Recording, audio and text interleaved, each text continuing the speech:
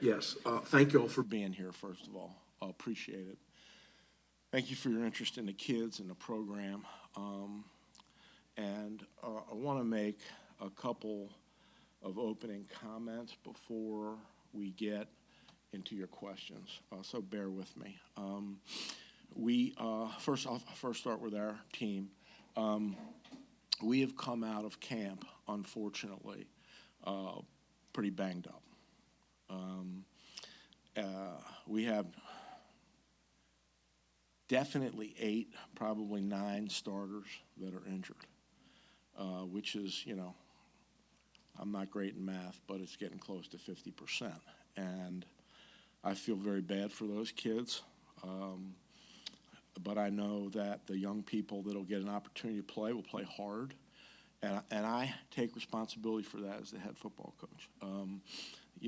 When you open with JMU, program that's 19-4 over the last couple of years, you can get a little overzealous, and you have to balance between that callous that you want the players to have, and then getting them healthy. And I think I get an F- on that for this camp. It looks like it'll take probably the first 3 games for us to get back to full health. But again, I feel bad for the youngsters that are banged up, and again, take responsibility for that. Talking about our opponent, JMU, they're one of the great programs in the country. I mean, they are really, really good, and they have a program. When Coach Chesney was hired, one of the things he said, and I agree with him, he said, I'm not here to rebuild or build. I'm here to take it to the next level. And he used the word accelerate. I'm here to accelerate to the next level. And he's an outstanding football coach. He's won 111 games, which, if my math is right, is 108 more than I've won. And he's been successful everywhere he's been. They've done a really good job of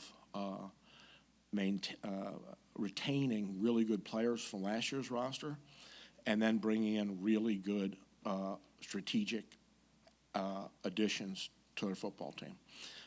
I've looked at pretty much every interview he has done, and the team has done, and he really likes his football team, and he should. Really loves his young coordinators, and at least offense and defense, a little older, and special teams. He has a great offensive line coach who I heard last night left the NFL. He was speaking, and he said he left the NFL because he wanted to coach with Bob. So it is a really strong program. We have nothing but respect for them. Talking a little bit about their personnel, I'll start on offense. No particular reason to do that, but just start with them. Quarterback positions, they have really good players. Dylan Morris is someone that I'm somewhat familiar with because he was the starting quarterback for the University of Washington in 2021 when they came to play us at Michigan. I think he threw for 2,400 yards that year. He's thrown for 24 touchdowns. He's a serious, and he's a 6-year player. He's a very mature, skilled, serious guy that can really spin it. And then, I think we're going to probably see 2. I don't think we're going to just see one guy. And the Barnett youngster is, people say, well, he's an athlete, he's a good runner. He is that. But he's a passer, too. And so that presents problems. Their offensive line has 200 starts between them. I've never heard of that. Okay? I've been doing this a long. I've never heard of that. So they're highly experienced. The guys they bring back, the kind of interior guys they bring back, are really, really good football players. And then the kid from Holy Cross and the kid from Campbell are really good players. And their style of play is they want to smash you. We used to say at Michigan, smash, smash, smash, and they're like that. They're very physical in the run game, and they play like, and I mean this as a compliment, they play like bullies in the run game. I think they're going to want to run the football on us, and their running back room is crazy. They brought in Io from North Texas, and he rushed for, I don't know, over 1,000 last year. He's a small-statured, put-together guy that you better tackle, or he's going to have a lot of yards after contact. And then they brought Petaway in from North Carolina, Chapel Hill, and he is electrifying. He is a guy that in space is dangerous, and on the perimeter is dangerous, and also dangerous in the return game.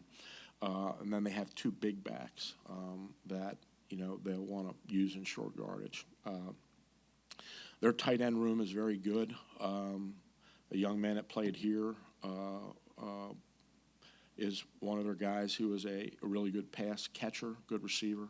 They brought in a young man from Vanderbilt who is a big guy, who's a blocker, and then their returning tight end is an excellent player. I think he's all Sun Belt Conference kind of guy. He's a really, really good player. And the receivers are very twitchy. Going to be really tough in space. Their special teams, they have an All-American punter, and he is outstanding. Haven't seen their place kicker or their long snapper because those guys are new.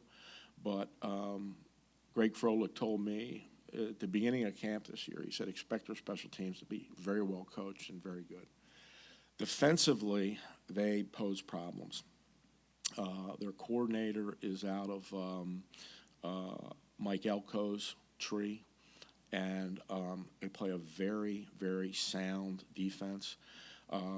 They return some really good players up front, and these are tough kids. They want to stop the run. They brought in two edge guys that are really good. A kid from St. Francis from Long Island who played over 700 snaps last year, a lot of production. A young man from Colorado who is an edge guy, very good. And then they brought in a guy from Syracuse who's an excellent player, played a lot of snaps at Syracuse last year. The strength of their defense is probably their linebacking crew. The Dobbs kid is he is, I think he was a 4-year captain at Holy Cross, and he's on the Butkus watch list. He's one of those guys that, you just love to coach. I've got a young man from Fresno State who is, he's very unique physically. He's very, very twitchy and strong. And they've got two other guys there, too. They go 4 deep there all day long. We expect to probably see 3 linebackers out of them, but I don't know. And then the secondary, Chauncey's a corner, is a long. He's a preseason All-American kid, very good player. And their safeties are physical. And so they have an excellent football team. And I'll stop and answer any questions you may have. Coach, I guess, down 8 or 9 starters. Can you clarify some of those guys? No, I'm not going to use their names or numbers or positions. I don't think it's fair to them. But it is what it is, and it's, when you write your stories, you can crucify me about that. Okay. Oh.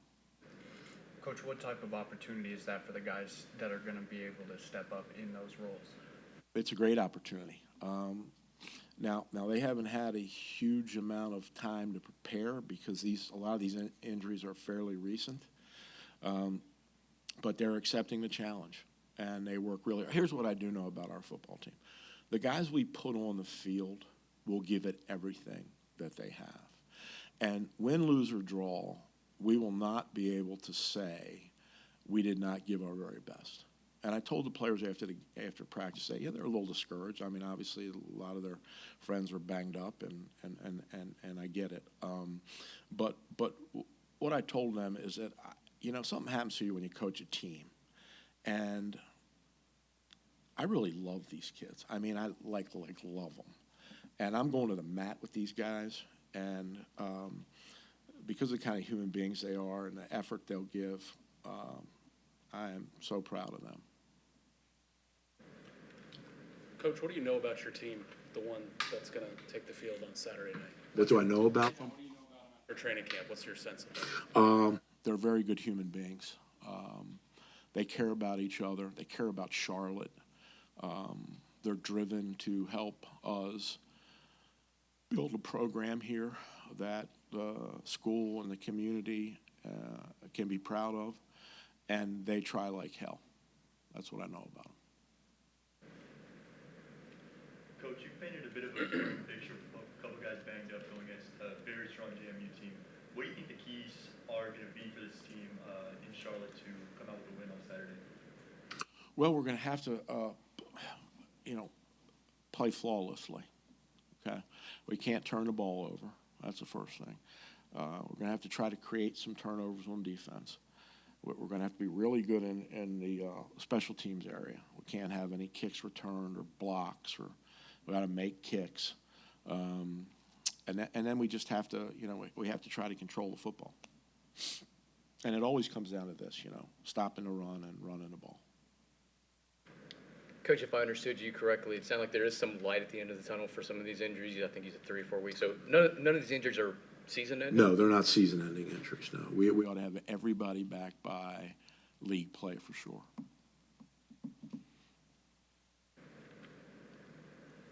Anything else? How does these injuries change your game plan at all? I'm sorry, say it again. How does these injuries change your game plan at all? Well, probably the honest answer is it makes you rein it in a little bit. You don't want to put young, inexperienced players in positions that, might show that inexperience. But I think that's an honest answer. You kind of rein things in. You don't go in with a full of a game plan as you normally would. The time when you lean on like some of the senior leadership. Oh yeah, you got to lean on them, right? And you got to lean on everybody. Everybody's got to do a little extra now. And the key thing is staying together. No matter what happens early, you got to stay together because it is 60 minutes. Coach, it's a primetime game. It's on national television. You guys are wearing gold helmets. I know the kids are excited about that. What kind of chance is this for the program what is the chance for you guys to show off on Saturday night? What do you have a chance to show? Excuse me. Well, we're going to I know we'll play hard. That's what I know. You talked about the JMU coach accelerating his program. The path to a playoff now is a little bit better for the group of 5 guys. How do you accelerate this program and get them to that point where you guys are a threat to get one of those 12? First of all, we got to get healthy. We got to stay healthy. Once we do that, I'm pretty, I'll just say it this way. I like this team, and we'll be competitive, I think, in games. And we got to win games. Look, it comes down to you got to win games, right? And the first step is, you got to win the games that you should win. You got to win a few that you probably shouldn't win. And you got to try to get to that magic number of 6, because if you do that, then that's really the accelerant on your program. But the key thing is making progress from last year. That's the key. It is a marathon, not a sprint. Anything that's built should be built to last, and that takes a lot of work and a lot of time and a lot of effort. And our kids and our young coaches are doing that. Hunter Bailey with the Charlotte Observer. For both you guys, dealing with the injuries you guys worked through, I guess, late in this camp, what has it been like, and what do you expect for some of these young guys that will have to step up on Saturday?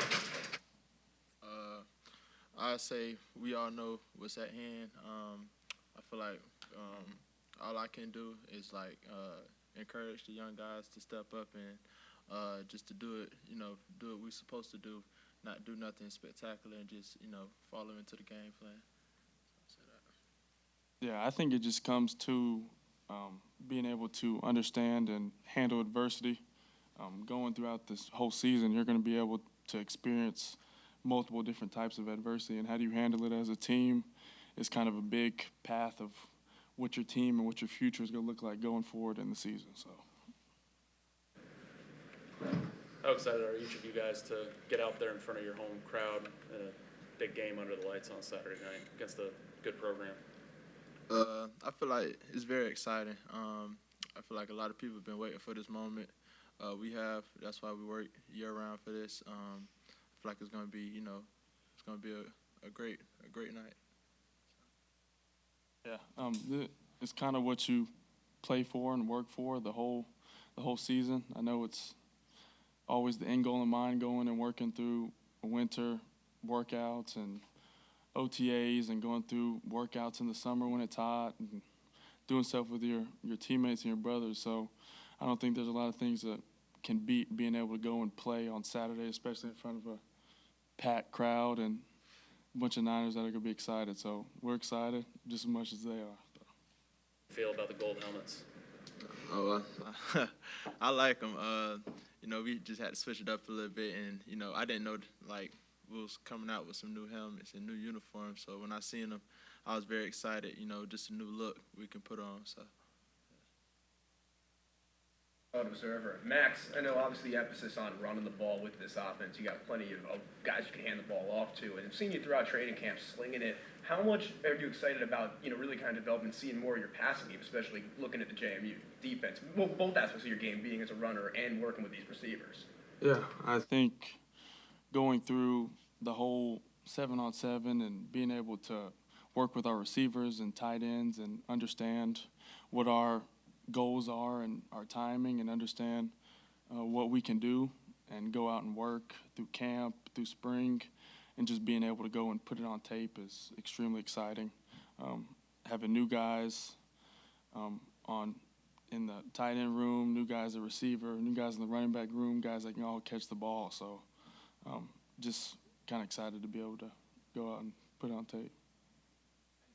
Being a part of this group again, how much have you noticed the leadership this guy sitting right next to you has brought within this program and just keeping just everyone all together around him? I'd say he definitely brought a different vibe that we needed. Somebody to step in and say something when at that time he considered the bad guy. So I feel like we needed that. We need someone to, lead this team and to lead our offense, and I feel like we got the perfect guy to do it. What are the first game jitters like for you guys? I mean, for Dante, you're returning. Max, this is your first start with the new program. What is it like for both of you guys? I'm just ready. I'm not really nervous. Like you said, it's my second year in the program, so I'm getting pretty comfortable. It's just going out there and execute. It's really the main goal. So don't do too much, but at the same time, do what you got to do. So I feel like I'm ready. Yeah, just being able to go out and take every snap and every play and every time I get to go out there as an opportunity, and just being grateful for it. I think that's one of the things that sometimes you can take away trying to be too nervous, but just enjoy it, being able to enjoy the moment. You don't get to experience it all the time, so just being able to go out and experience it, especially with a crowd I haven't been around and a crowd that I'm excited to see. So. I guess you could say the same for this team, adding 71 new players, but studying a basically brand new team film-wise. What is that like for you guys? How deep does it go? Well, you repeat it one more time? You're studying a whole new team. I mean, they're bringing back just a handful of starters on this team. What is it like trying to put those pieces together as far as film study to know who you're going against to open the season? Yeah, I think going in and understanding what you're looking for, offensively and defensively, being able to first go through camp and understand what we do well, but also go and being able to study our opponent and understand what you can exploit and different schematic things that you can use. So I think that's the way we go about it. And I just say, just for us being prepared for whatever, just getting a good grasp of what they possibly can do, but they can go out there and do anything. So we're just trying to be prepared as much as we can. So. Dante, for you preparing to play a team that hasn't announced a quarterback, they have one that likes to sit in the pocket, one that can get out and run. what changes for you as a corner in that mindset?